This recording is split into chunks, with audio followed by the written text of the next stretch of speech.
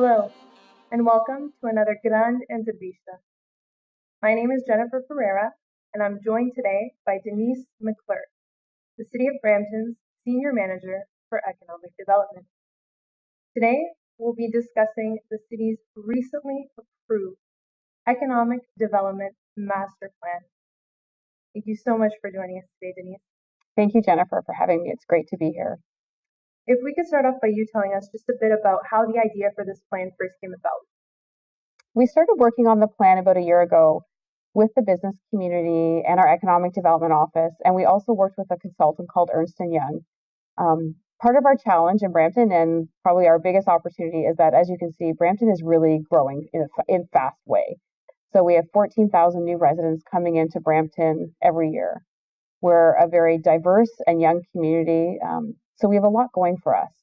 But we want to make sure that our economy develops in the way to keep up with this population growth. So that was really the challenge from an economic development perspective, is how can we make sure that there are enough high quality, knowledge-based jobs, great jobs in our community for everybody that lives here. And so what has your personal involvement with the project been like? It's been fantastic because, as I said, we've been working closely with the business community. So when we started working with them, it's, how do you see Brampton in 20 years? Like, what do you think, what is your vision of Brampton?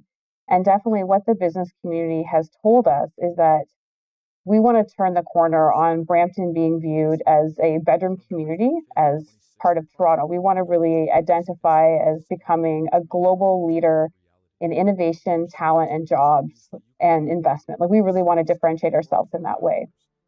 And so you mentioned one of the sort of challenges that the city is facing is this idea of rapid population growth. Right. And so what would you say are some of the plan's goals? What are its targets? What does it hope to accomplish? Our target is robust. We're looking at the creation of 140,000 jobs over the next 20 years. So that's really, that's a high standard. We're looking at 7,000 jobs per year in order to keep up with all of the newcomers, all the population growth we have. And so when it comes to the creation of these new jobs, are they going to be within specific sectors, or is it just jobs? We're really focused on 4 key sectors at the city. Brampton is really strong in advanced manufacturing and in food and beverage. Those are really strong for the city, and they're great jobs. We are also looking at building up the innovation and technology sector. And we also have a strong focus on health and life sciences. Some of our largest employers are in that sector. And with our second hospital on board right now, we're looking at creating a whole investment hub around that hospital that focuses on health and life sciences. Okay. And so in terms of actually preparing this master plan, the city's Economic Development and Culture Office looked at different economic indicators as well as the city's sort of economic situation. So what were the findings? What were the results of the analysis? The findings were that Brampton has a lot going for it. Because we are so young, diverse, we think the talent is one of our greatest assets. In Brampton, our largest employer right now is Rogers Communication. They have 5,200 employees there. A lot of people don't realize that our largest employer is in the tech sector. And when you go out to meet with Rogers, they don't have a hard time hiring at all. So there's definitely indicators to us that we have something really great going for us here with our young, diverse population. So it's really on our radar. How do we build this innovation and tech sector?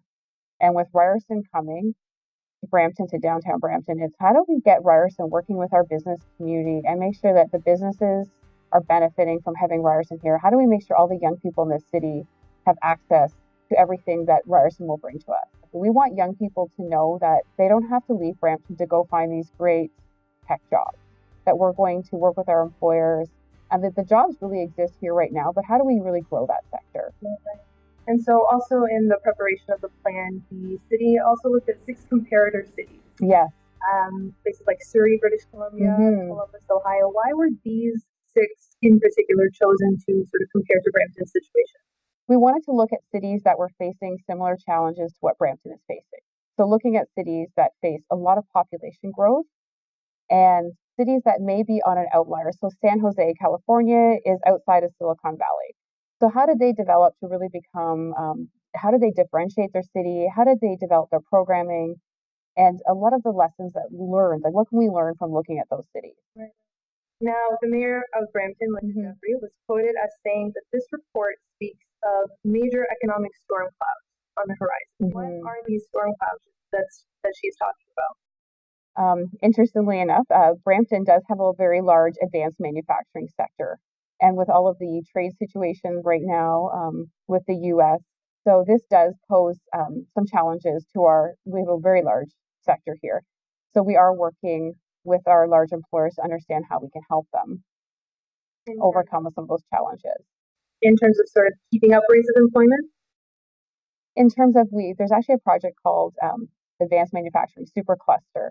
And it's how do we make sure that people working in advanced manufacturing in Brampton stay leading edge as far as the technology that they're working with? How do they keep their workforce up to training standards? Like, how do we really keep it leading edge on that? Right. And so then it's sort of maintaining this sort of development in the face of, as you mentioned, challenges like what's going on with NAFTA. Yes. Yes. And one issue in particular faced by the city, as we sort of touched upon, was this idea that a lot of people who do live in Brampton don't necessarily work in Brampton. Right. And so I believe that about 60% of people in Brampton who are working residents, that's right, they end up leaving the city to go to work as opposed to staying in Brampton and working there. Mm-hmm. So how does this plan help local talent stay local? I think that's the biggest focus of our plan. And it's really building upon what it will mean to the city to have Ryerson University here. Part of our challenge in not having a university in our city is that we have missed out on the ability to really build that whole ecosystem. So there's going to be a lot of work around how do we build, we're looking at building our first business incubator in the city. So that has been approved by council, and that will be opening in the beginning of 2019. And we're looking at building a business incubator. So having a co-working place where people can come and work, start their business, grow together. So that's something that hasn't been here in our city that we're really looking at developing. Right. So that particular sort of business center that you mentioned, does this particularly focus on business people or entrepreneurs? Yes. Yes. Young people.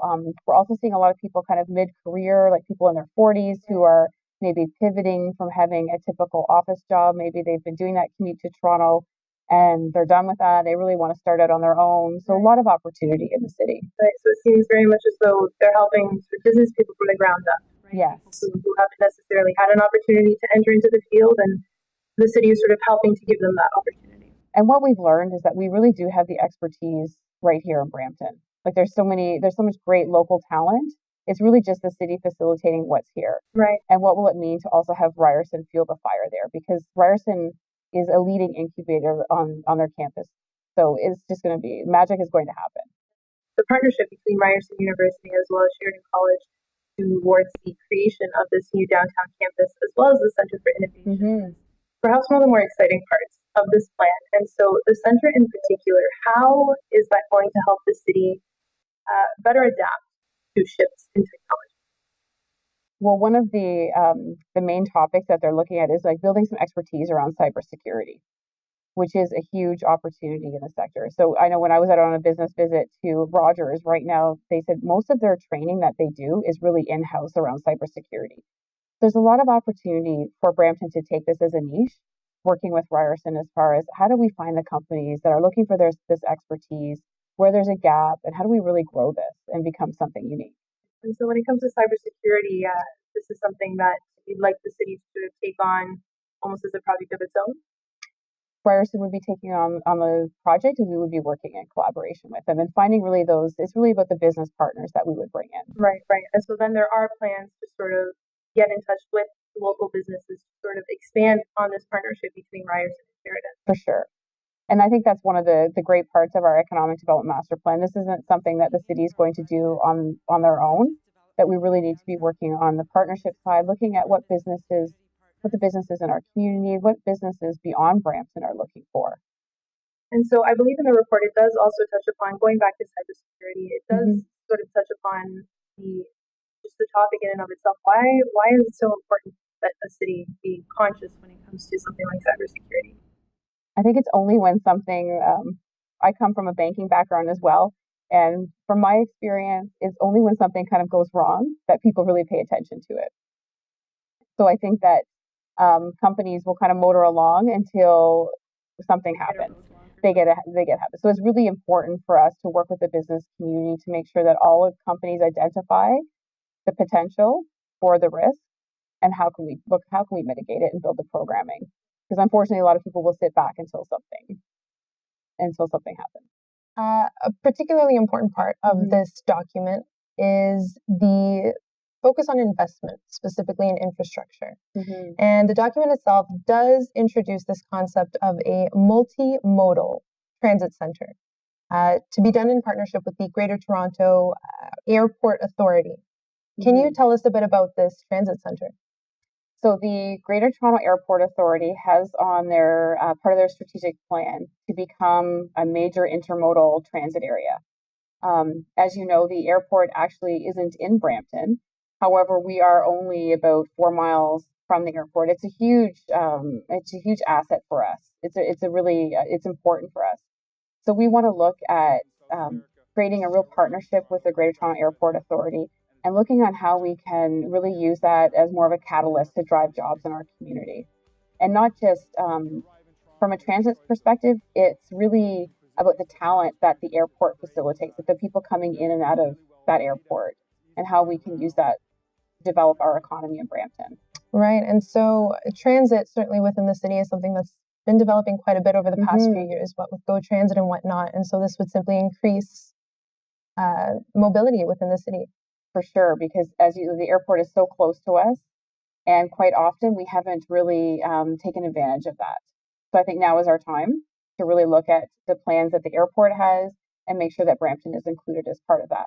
Okay. And so where is the city in terms of actually implementing this plan? Has it started? Is it sort of in the process? This is I would say, our major summer project. We're meeting as a team and we're prioritizing.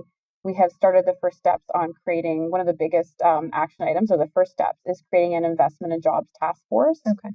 So really looking at working with the business community and how do we make them or work with them to be ambassadors for Brampton? How do maybe they have contacts in other parts of the world that we can work with to really drive investment in Brampton. And so this task force, is it going to be a sort of group of local investors? What would that look like? A group of local Brampton business leaders. We're also looking at business leaders from beyond Brampton as well, who can bring an outside perspective, which is really valuable as well. Okay. And sort of looking towards the future, what is the city sort of planning in regards to putting this plan into action? It's, as you know, 7,000 jobs a year it's going to be challenging. It's going to be a lot of work. But I think everybody is really excited on the team to get working on this. And I think in the future, we've really identified our first year on what we're going to work on. And then Ryerson is probably coming to town. I think we're looking at 2020. So as that happens, everything will really start to unfold and ramp up. And we also will have the ability to pivot as well. And so, as you know, Brampton is the 9th largest city in Canada and one of the fastest growing throughout the country over the past 3 decades or so. And it's expected that by 2041, the population within the city is going to be about, if not exceeding 900,000 from the about 600,000 that it's at right now. And so do you feel as though efforts to sort of plan for economic development are a little too late, considering this growth has been happening for so long? I don't think it's too late. I think that now is definitely our time. And I think it's the time with all of our great, young, diverse community, that now is the time to really capitalize on that. How much money is sort of involved when it comes to putting this plan into action? We haven't actually attached dollar figures to it yet.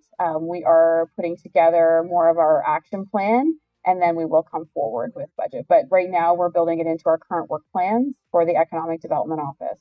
Okay, and so are things sort of more at the planning stage? Would you say that that's the case, or is it more so waiting for the development of this plan and then coming up with a budget? The economic development team, has taken a look at all of the action items into the plan, and we've built that into our work plan for next year. So we're working within our current budget, but we will be coming to council with a full action item plan. Okay. Yeah. And so with the municipal elections scheduled for this October, how might the results of that impact the implementation of the master plan? The good thing about the plan is that we really worked with the business community on developing the plan. So it's really what everybody in this city is looking for. Also, I think the fact that we worked with Ernst & Young on doing this comparator city analysis, we really looked at, what are the best case, what has worked really well for other cities. So we've really done an analysis on that. So everything in this plan has been developed based on that. So I think that there's no way to go but up from here.